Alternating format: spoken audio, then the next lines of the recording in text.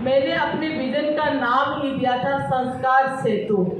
चाहे काम कम हो ज़्यादा हो, किंतु संस्कार के लिए कार्यशालाएं आयोजित करनी है।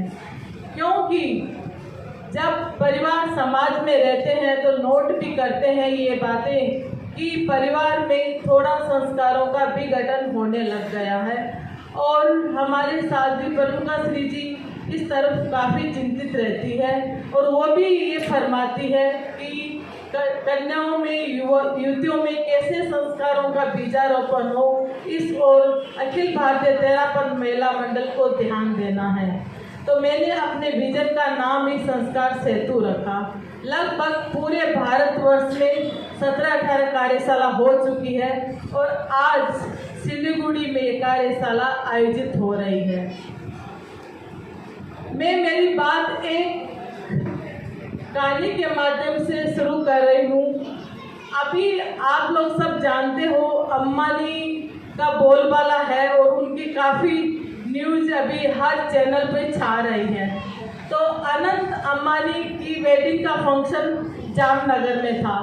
तो अनंत अंबानी ने एक अपनी स्पीच दी थी, उसमें उन्होंने कहा था कि मेरी ज़िंदगी कभी भी गुलाब की सेज नहीं थी, उसमें कांटे भी थे और मेरी ज़िंदगी बड़ी दर्दनाक थी, क्योंकि मैं बचपन से ही स्वस्थ नहीं रहता था, काफ़ी बीमार रहता था।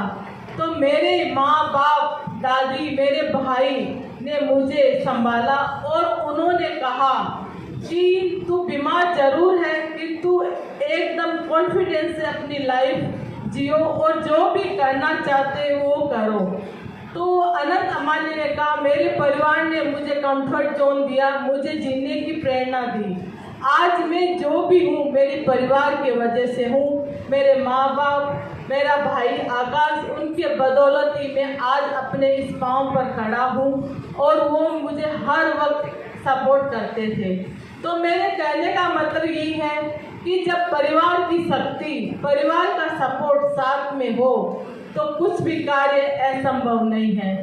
तो हमेशा बहनों से यही कहना चाहती हूँ, चाहे आप मंडल में काम करो, चाहे कोई भी फील्ड में काम करो, किंतु पहले इम्पोर्टेंस घर को दो।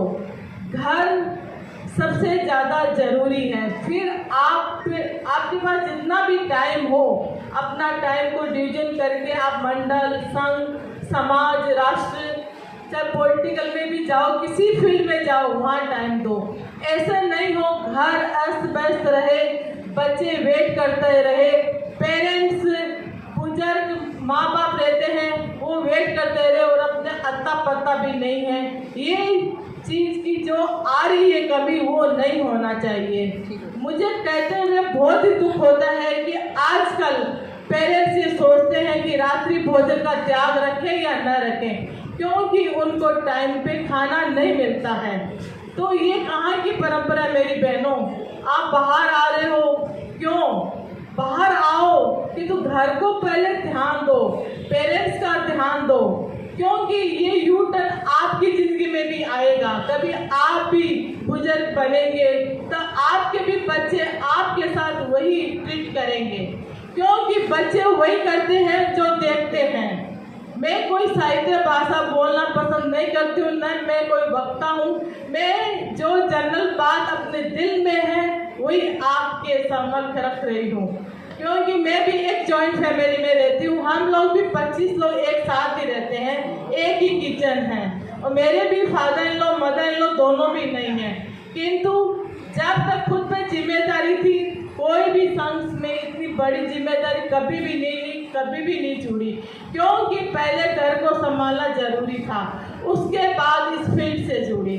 तो मेरे कहने का मतलब है कभी भी खुद पर अंगुली उठे ऐसा काम नहीं करना चाहिए। पहले घर को टाइम दीजिए, बच्चों को टाइम दीजिए, उनकी बातें सुने, उनकी फ्रेंड बने, बहू को टाइम दीजिए। नहीं तो फिर बहू भी सोचती है सास के पास टाइम ही नहीं है, वो तो उठे महाराज के चले गए या कहीं और चले गए, किटी पार्टी में चले गए, तो फिर वो बहुएं भी वही देखेगी तो वही करेगी। बहू और बेटी को दोष नहीं दे सकते।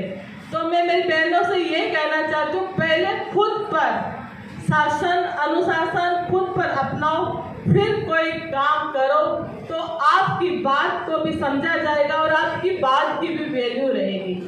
अब मैं एक और स्टोरी के माध्यम से अपना बात कहना चाहती हूँ, क्योंकि परिवार ये यहाँ पर मेरा मतलब कोई जॉइंट फैमिली से या न्यूट्रल फैमिली से नहीं है। चाहे जॉइंट फैमिली हो चाहे सिंगल फैमिली हो, जिम्मेदारी एक लेडीज के पास हर वक्त रहती है और वो जेंट्स से कंपैरिजन करते रहते हैं, किंतु